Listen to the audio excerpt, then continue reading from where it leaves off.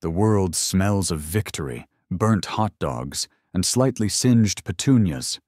For a glorious, fleeting moment, I am a god. Or, at the very least, the undisputed king of Whispering Pines subdivision. A title I'm pretty sure comes with a crown made of crabgrass and a scepter fashioned from a discarded sprinkler head. I'm standing on my perfectly manicured lawn, a feat in this blistering California heat, and I'm soaking it all in. My neighbors, a motley crew of retirees, young families, and people who own far too many inflatable holiday decorations, are gathered around me, their faces a mixture of awe and gratitude. "Leo, you're a lifesaver!" bellows Mr. Henderson from his porch across the street. His face is ruddy, his white hair is standing on end, and one of his magnificent, bushy eyebrows looks a little crispier than the other. My eyebrows are still intact thanks to that flying gizmo of yours. The wife would have killed me if I'd burned down her prize-winning petunias. I give him a modest, two-fingered salute. "Just trying to keep the neighborhood property values up, Henderson, and your magnificent eyebrows safe. Can't have you scaring the mailman." A ripple of appreciative laughter goes through the small crowd. They're all looking at the hero of the hour, which isn't me, but my creation, my baby, currently performing a graceful victory lap hover over my driveway. "Sparky?" I call him. To me, he's a marvel of engineering. A custom-built quad-rotor platform with a state-of-the-art thermal imaging camera, multispectral sensors, a direct data link to the local fire department's non-emergency line, and a chassis so sleek it makes a Tesla look like a tractor. To my neighbors 15 minutes ago, he was that weird buzzing thing the kid in number 42 was always flying. Now, he's the guardian angel who spotted the grease fire on Mr. Henderson's grill from 200 feet up and alerted him via a pre-recorded message through his phone before it could even think about kissing his eaves. For a moment, all is right in the world. The sun is shining, the threat of minor property damage has been averted, and I, Leo Reynolds, 28-year-old software engineer and unapologetic nerd, am the toast of the town. And then I see her. Like a bad omen, a storm cloud on a perfect day, she emerges from her beige and taupe fortress of misery directly opposite my house. Brenda Blevins. But nobody calls her Brenda. She is, and will forever be, Karen. She moves with the unhurried, predatory grace of a tax auditor. Clipboard in hand, visor pulled down low, a look of profound disappointment permanently etched onto her face. She parts the crowd of my well-wishers like a shark cutting through a school of guppies. The cheerful chatter dies down, replaced by an awkward, shuffling silence. The temperature seems to drop 10 degrees. She ignores Mr. Henderson's babbling thanks. She ignores the still smoking grill. She ignores the saved petunias. Her laser-focused eyes lock onto Sparky, who is now settling onto his landing pad with a gentle whir. Then, those eyes shift to me. "Mr. Reynolds." Her voice is flat, devoid of all human warmth. "Brenda," I say, my good mood evaporating like a puddle in the desert. "Lovely day for a public shaming, isn't it?" "While your toy," she says, the word dripping with condescension, "may have alerted us to the fire, it is an unregistered aerial vehicle operating in a restricted airspace.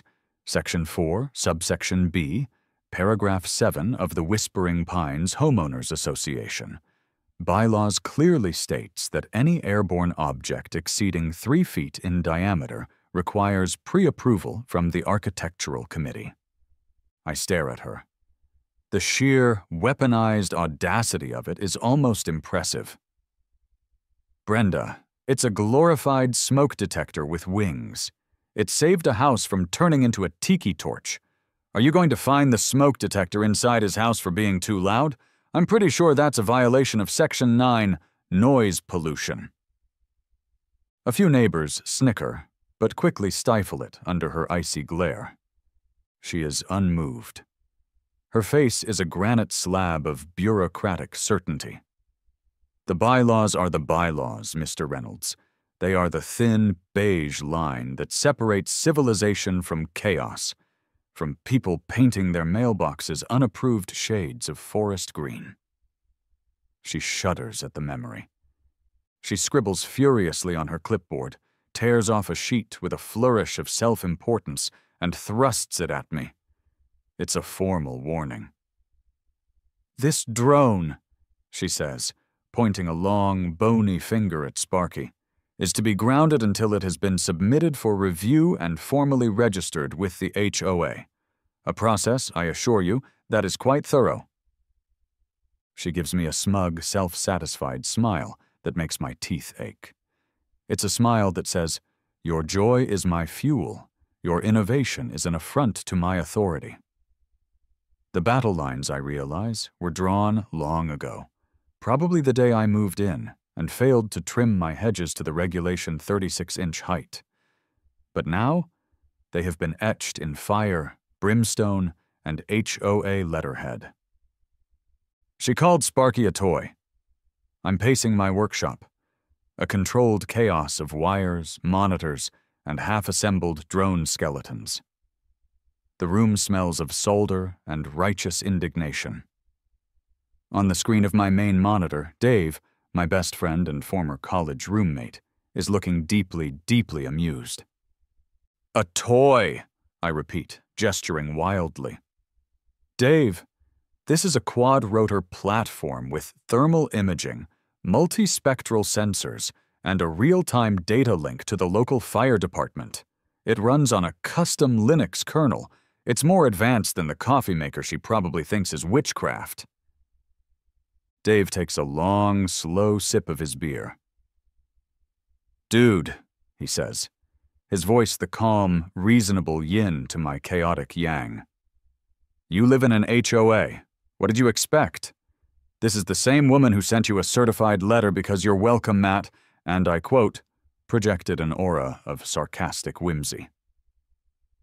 It said, 'Hi, I'm Matt,' I protest. That's peak comedy, and it was a gift." "And this is the same woman who measured your grass with a ruler," he continued, ignoring my defense of the mat. "You can't even have a garden gnome that's excessively cheerful." You had to know a semi-autonomous fire prevention drone was going to pop up on her radar. The gnome's cheerfulness was subjective. This is different. This is about safety and principle, and my God-given American right to fly cool stuff in my own damn airspace. I slump into my chair, defeated. She wants me to register it. Do you know what that means? It means paperwork, committees, meetings in her beige living room with stale cookies and people who debate the moral implications of wind chimes. Dave leans into his camera. "So, what are you going to do? Ground Sparky forever? Move to a small cabin in Montana and live off the grid?" I look at Sparky, sitting powered down on his workbench pedestal. He looks sad, dejected. I will not let him be broken by the forces of beige bureaucracy. An idea begins to form in my mind, a beautiful, terrible, gloriously over-engineered idea. "No," I say, a slow smile spreading across my face. "No, I'm not going to just comply. I'm going to over-comply. I'm going to build a system so advanced, so undeniably beneficial, so ridiculously robust that not even the black heart of the HOA could argue against it. I'm not just going to have one drone. I'm going to have a network." Dave lets out a long, weary sigh. The sound of a man who has heard this kind of talk before and knows it always ends in comical disaster. "Leo, just pay the fine."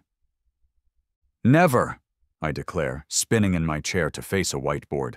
"This is for Sparky. This is for the cheerful gnome. This is for Matt." My grand vision required infrastructure. You can't command a futuristic drone network from your messy workshop. You need a nerve center, a nexus of power and connectivity. You need, in other words, a shed. But not just any shed. I hired Gus, a local contractor whose face looked like it had been carved from a redwood burl and left out in the sun for 60 years. He showed up in a dusty pickup truck with a dog in the passenger seat that was at least 50% eyebrow. I unrolled my blueprints on the hood of his truck. "Gus," I said with reverence, "I need you to build me the drone command center." Gus chewed on a toothpick and squinted at my detailed plans. "Son, it's a shed." No, you don't understand," I explained, pointing to various sections. "The landing pad on the roof needs to be perfectly level, reinforced to handle repeated landings, and have integrated inductive charging ports. And I need a dedicated fiber optic line run out here from the house. We're talking zero latency deployment for the entire squadron." Gus stared at me for a long, silent moment, then at the blueprints, then back at me. "It's a tranquility hut," he grunted. "Exactly, a bastion of peace, a tranquility hut," he repeated, cutting me off. That'll be extra." Construction began the next day. Gus and his team were surprisingly efficient, and the frame of my magnificent command center was up in a matter of hours. I was out there, supervising, dreaming of launch sequences and patrol patterns, when the temperature dropped again. The shadow of the hawk had fallen upon our humble construction site. It was Karen, of course. She didn't come to the fence this time. She marched right into my backyard, uninvited, holding a bright yellow tape measure like it was a sword. "Afternoon, Brenda," I said, trying to sound casual. "Come to admire the future of suburban safety?" She ignored me, her eyes narrowed in suspicion. She marched directly to the freshly laid foundation, hooked the end of her tape measure to the corner, and walked it to the fence line. She bent down, squinting. "Aha!" she screeched, triumphant. "Just as I suspected." Gus stopped hammering and looked over. "Problem, ma'am?" "This structure is 2.5 inches too close to the property line," she declared, standing up and dusting her hands. "A clear violation of Section 7, subsection C, paragraph 2, accessory structure setbacks. All construction must cease immediately." I walked over and looked. "Brenda, that's a consumer-grade tape measure. There's a margin of error. Plus, factoring in the curvature of the Earth over this distance." "Are you suggesting my tape measure is a liar, Mr. Reynolds?" "I'm suggesting you need a hobby," I muttered under my breath. "What was that?" I said, "I'm sure we can figure this out." "There is nothing to figure out," she snapped. "The violation is clear. I'm issuing a stop work order. And you," she said, turning to Gus, "should know better. I'll be having a word with the city licensing board about your company's blatant disregard for community bylaws." Gus, who had been a silent, amused spectator until now, took the toothpick out of his mouth. "Ma'am," he said, his voice a low rumble. "With all due respect, I'm building a shed. If you want to stop me, you'd better come back with a court order. Otherwise, I'm going to finish the job my client paid me to do." Karen's face turned a shade of puce I had only ever seen on exotic tropical frogs. She sputtered, speechless for a rare moment, then turned on her heel and stormed back to her house, vowing fines and legal action and a plague on my house. Gus just shook his head, put the toothpick back in his mouth, and went back to hammering. My tranquility hut had claimed its first victory. A few days later, the command center was complete. It was a thing of beauty, a simple beige shed on the outside, a high-tech nerve center on the inside. I'd spent the last 48 hours getting Sparky integrated with the new systems. The defiance had been exhilarating. Gus had done his job, I had my fortress, and Karen had been stewing in her own rage across the street. It was time for a statement. It was another scorcher of a day, the air thick and heavy with the threat of wildfires. The perfect day to demonstrate my creation's worth. I posted a message in the Whispering Pines neighborhood Facebook group. Public demonstration of the community fire watch system at 3 p.m. All are welcome to observe from a safe distance. At 2:59 p.m., I was in my command chair, a repurposed gaming chair, but a command chair nonetheless. On the main screen, I had a real-time video feed from Sparky's camera.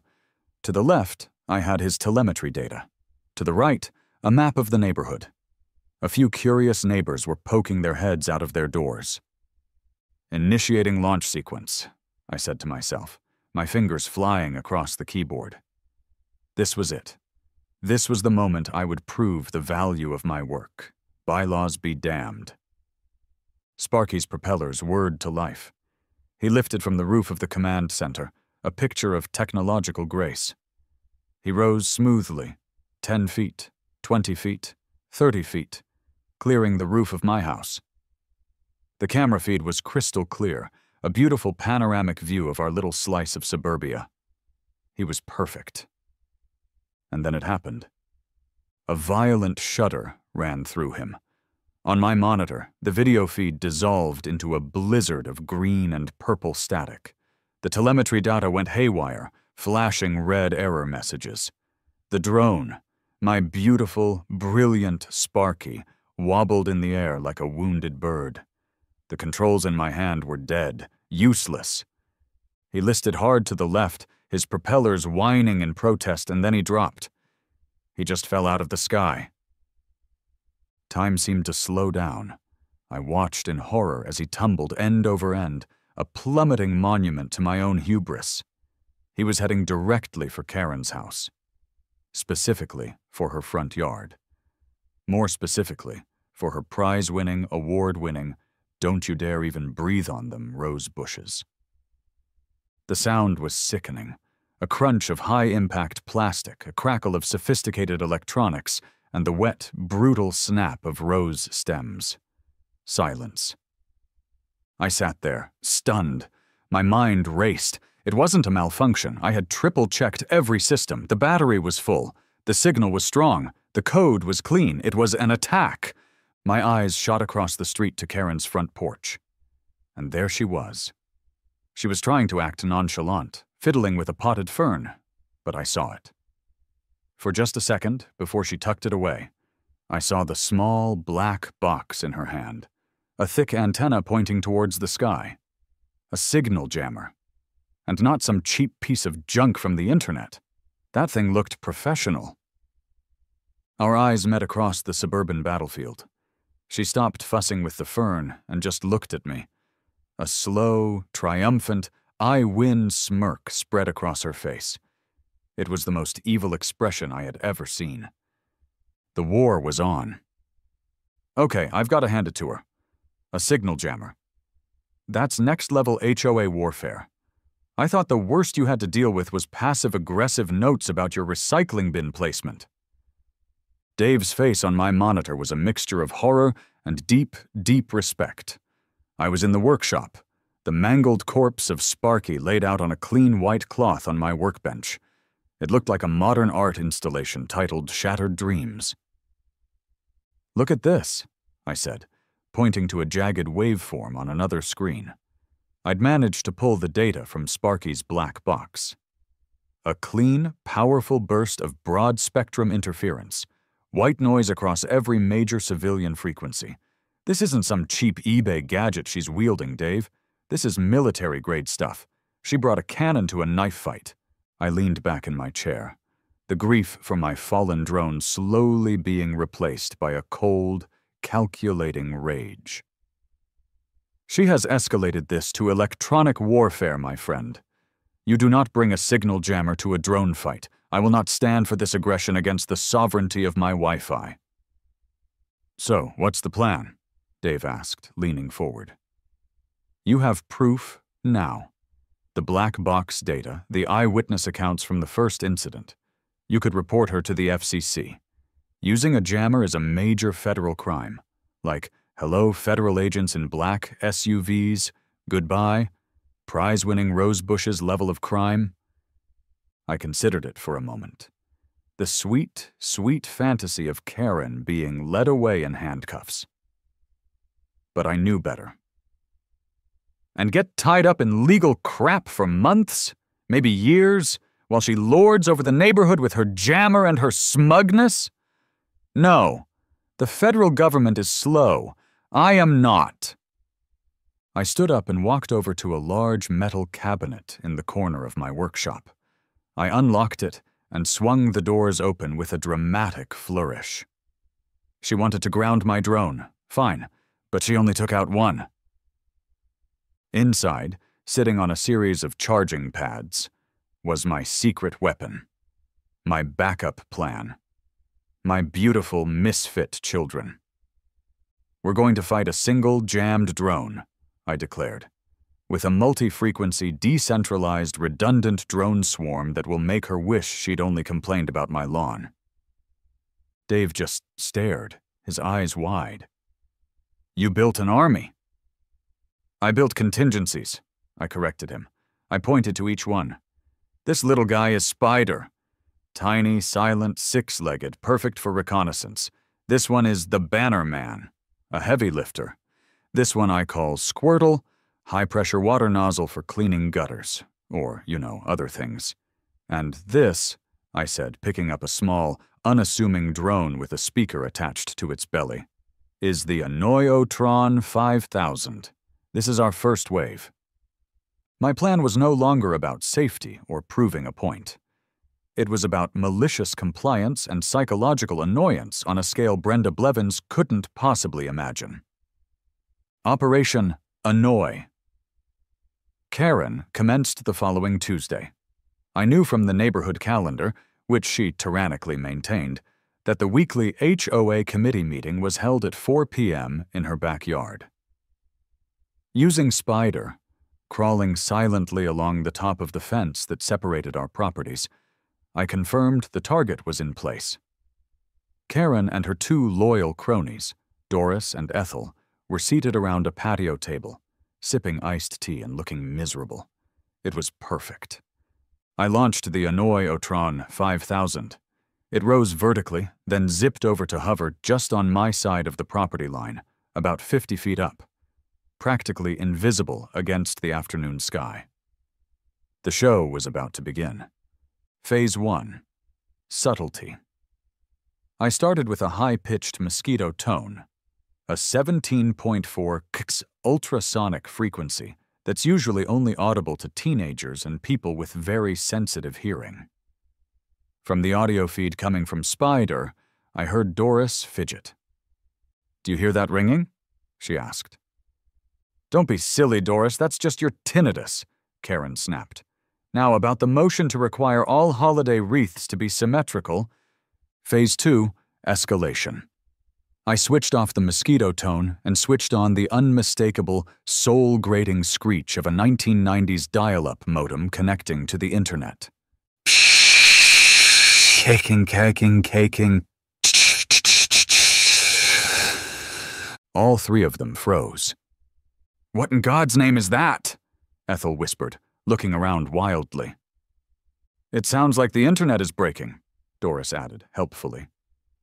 Karen's eyes narrowed. She knew. Oh, she knew. "It's him," she hissed. Phase 3, the masterpiece.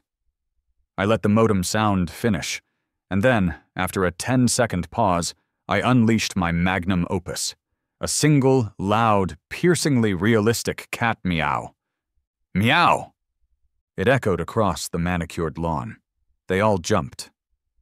"It sounds like my cat, Mittens," Doris said, a tear welling in her eye. "But Mittens passed away in 09. 45 seconds of silence. They started to relax. Karen resumed her speech about wreath symmetry. And then, "Meow!" This one was more insistent. Karen slammed her clipboard on the table. "Where is that coming from?" 30 seconds of silence. "Meow!" It became a form of torture. The random intervals were maddening. Their heads were on a swivel. The meeting had completely derailed. They were no longer discussing HOA business. They were on a frantic, fruitless hunt for a phantom feline. I let this go on for 10 minutes. Then, for the grand finale, I switched to the Macarena on an infinite, inescapable loop. From the safety of my command center, Dave and I watched the spy cam feed on the big screen, howling with laughter, popcorn flying everywhere.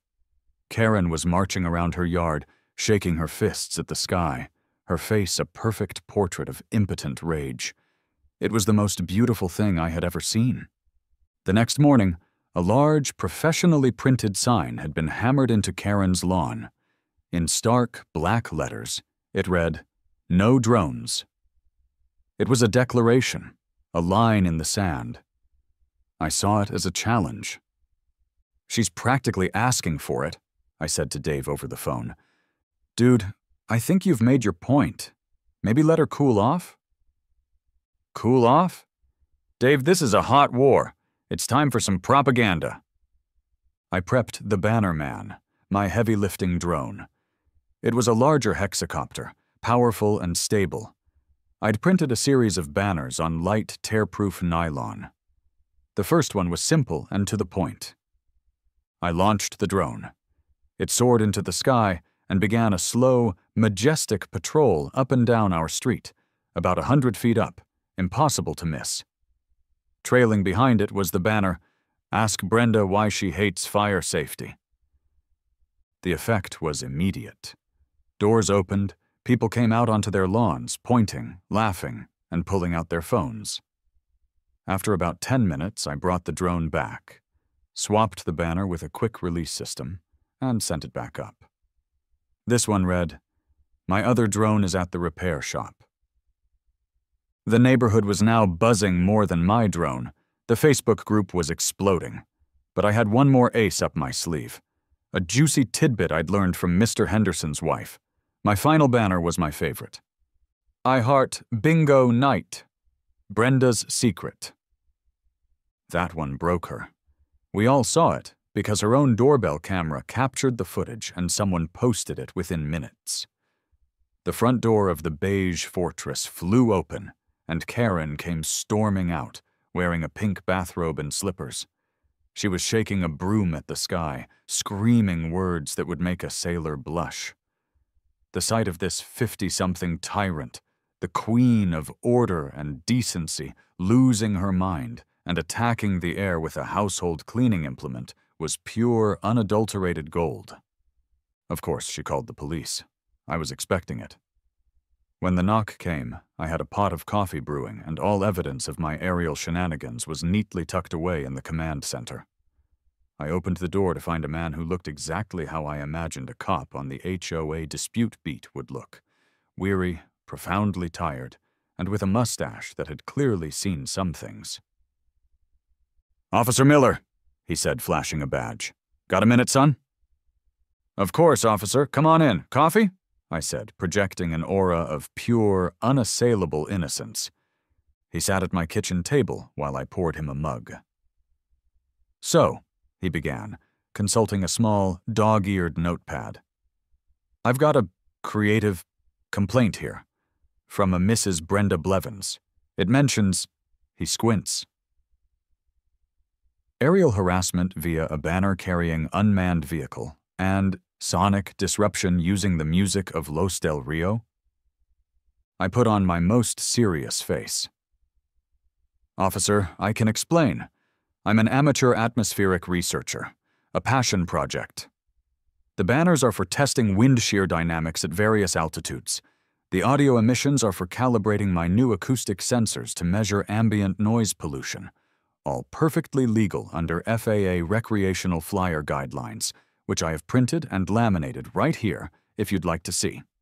I pushed a laminated card across the table. Officer Miller didn't even glance at it. He took a long, slow sip of coffee, his eyes twinkling with a humor that did not match his weary expression. "Look, kid," he said, putting the mug down. "I was a signals guy in the Army for 6 years. I know what a jammer looks like, and I know what a counter-op looks like when I see one.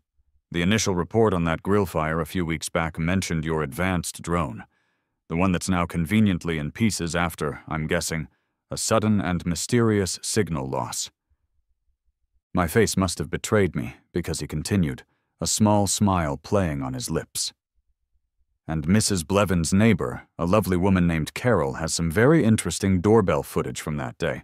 It shows a lady who looks a lot like your accuser trying to hide what looks suspiciously like a military-grade signal jammer behind a potted fern. Funny that. My jaw dropped. Miller wasn't here to bust me, he was here to negotiate. "Let's be clear," he said, his voice dropping to a conspiratorial whisper. "Her jammer is a felony, a big one, the kind the feds get very excited about. Your annoyance campaign is a series of very creative, very funny, but still prosecutable misdemeanors. Frankly, son, I don't want to do the paperwork for either of you. It's a Friday, and my wife is making lasagna tonight." He leaned forward. "So here's the deal. I'm going to go over there and have a friendly chat with Brenda. I'm going to advise her about the potential legal ramifications and the potential for federal prison time that comes with operating an unlicensed signal jammer. In return, you knock it off with the Macarena. We clear?" "Crystal," I said, a massive grin spreading across my face. I shook his outstretched hand. It felt like victory. A week of blessed peace descended upon Whispering Pines. It was glorious. No passive-aggressive notes, no glares from across the street, no mysterious signal drops. I focused on my work. I started rebuilding Sparky. Gus came by to put a final coat of paint on the command center, which was now a respectable HOA-approved beige. I had won. The peace was shattered on a Thursday by the arrival of the mail. Stuffed in my mailbox was a thick, creamy envelope with the Whispering Pines HOA logo embossed in gold. It felt heavy, ominous. I opened it in my kitchen. Inside was a multi-page itemized bill. My blood ran cold as I read it. Fine hash 1, unauthorized construction, accessory structure, $1,500. Fine hash 2, destruction of community property, rose bushes, variety crimson glory, $750. Fine hash 3, neighborhood nuisance fee, general disturbance, $2,500. Legal consultation fee, HOA counsel, $500. Total due, $5,250. It was a declaration of war. The truce was off. She had gone nuclear. I immediately called Dave. "She won, man," he said after I'd finished my frantic, sputtering explanation. "She can't get you with the jammer, so she's getting you with the binder. That's her home turf. You have to pay it. It's over." "Over?" I said, my voice dangerously quiet. I stared out the window at her perfect, manicured lawn. "Dave, this was never about the money. This is about tyranny. This was never about the bylaws. It was about power. She has to be stopped. She drew first blood." "She drew first blood when she fined you for the cheerful gnome," Dave yelled through the phone. "This is like World War III. What are you going to do? You can't top the Macarena."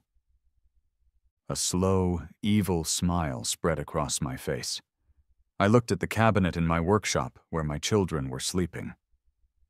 "She loves her prize-winning petunias, doesn't she? And her perfect, manicured lawn." "Leo, what are you doing?" "It's time for Operation Fabulous Fallout." That night, under the cloak of a moonless sky, I prepped a drone that had not yet seen action. His name was Glitterbomb Gary. His payload, 5 pounds of the finest, most invasive, biodegradable, rainbow-colored glitter known to man. I flew him manually, using a low-light camera. It was a silent, covert mission. He soared over her property and, with the press of a button, began his work. He flew a perfect grid pattern over her entire front yard, releasing a shimmering curtain of pure, unadulterated chaos.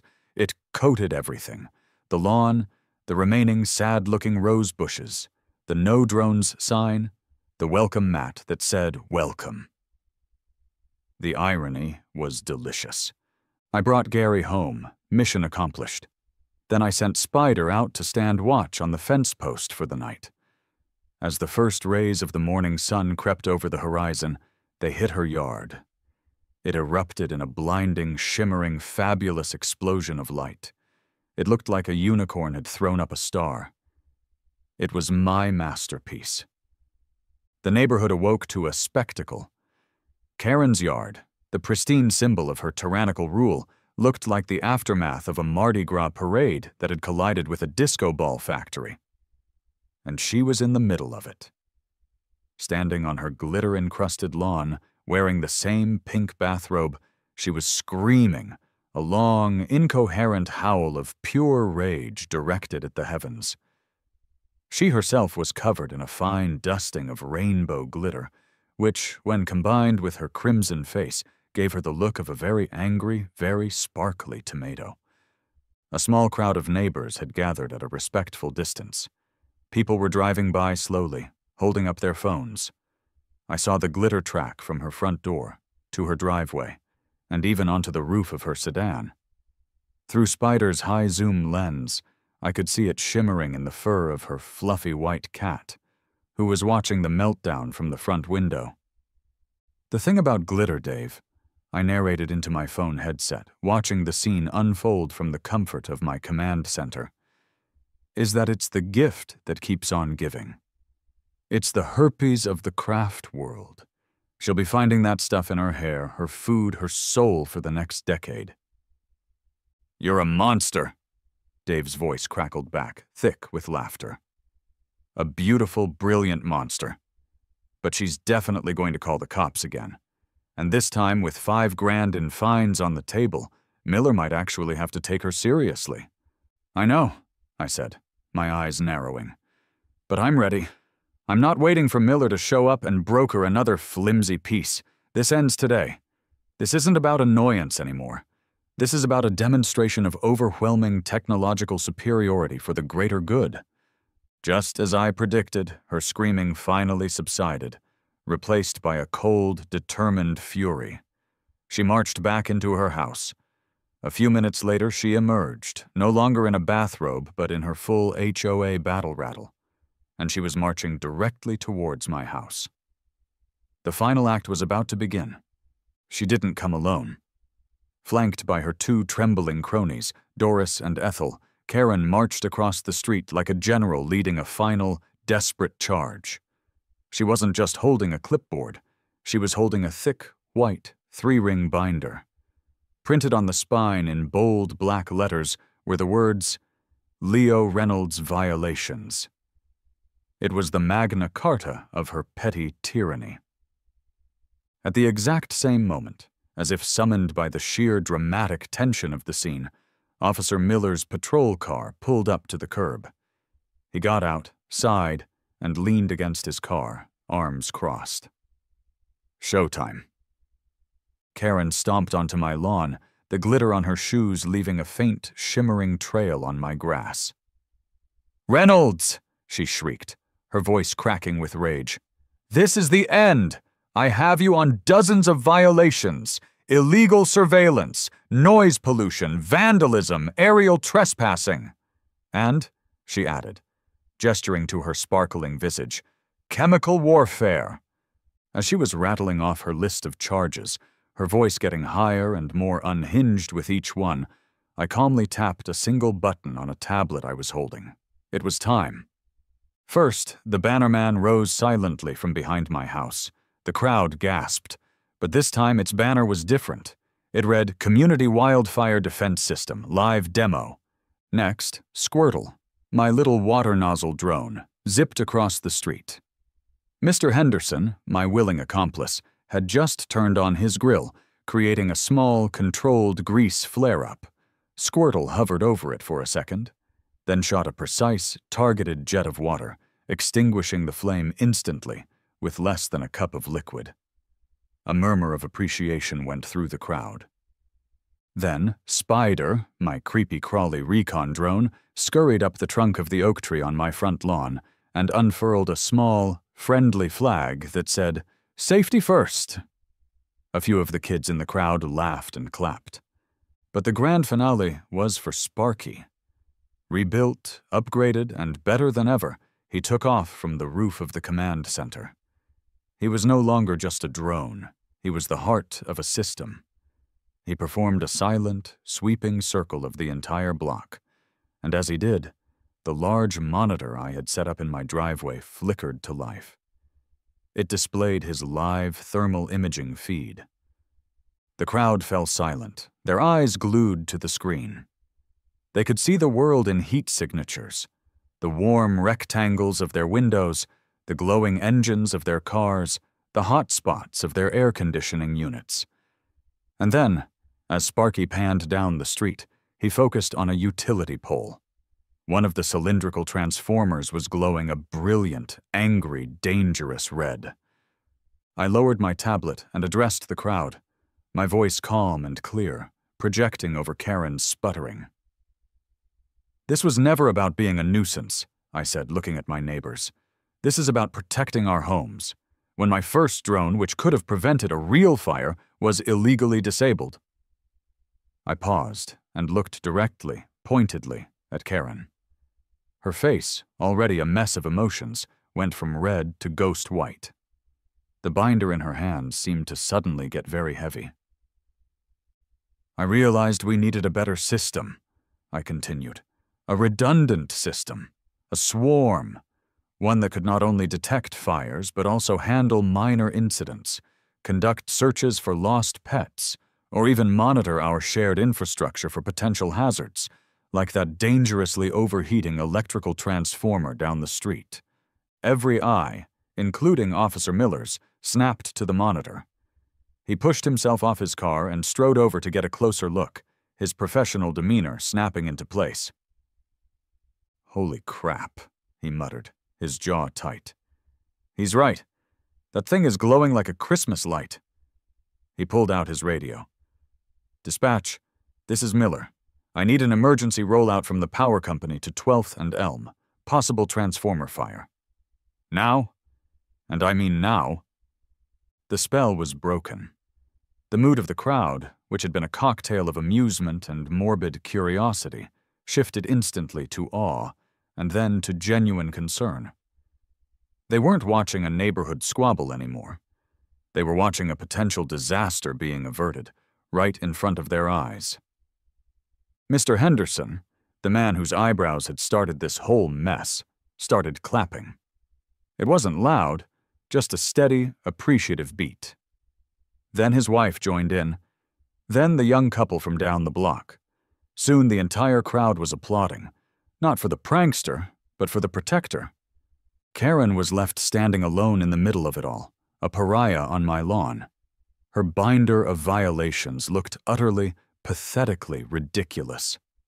The rainbow glitter on her face, which minutes ago had looked like war paint, now just made her look defeated and sad.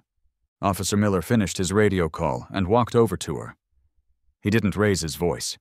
He didn't need to.